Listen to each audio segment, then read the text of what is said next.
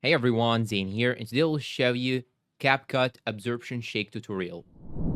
Now first, I'll open CapCut on my phone, then I will simply click on New Project, then I will add some media. Okay, I will add this video right here, click on Add, and here we have it. So now simply click on the clip itself, then click on Effects, Video Effects, and here I will search for an effect calling bouncing. I'll search for it.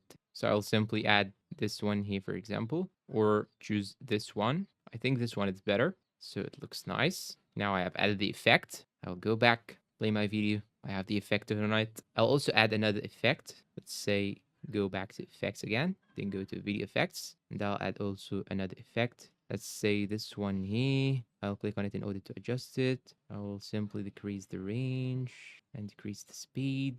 Now let's try it. And now we have a very good effect. So now you can simply click on export, just like so, and have it on your phone exported. And that's all for today's video. If you find it helpful, please support us with like, subscribe, share this video with your friend, and thank you for watching.